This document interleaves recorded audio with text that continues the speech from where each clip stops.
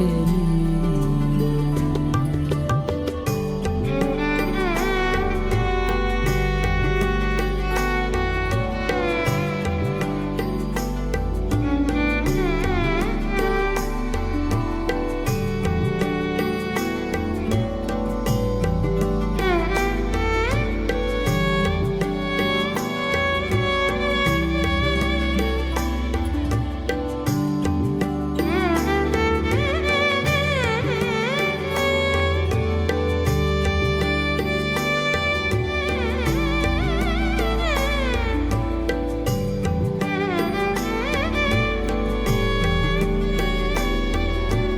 శశి, పూజ అయిపోయిందా? అయిపోయింది.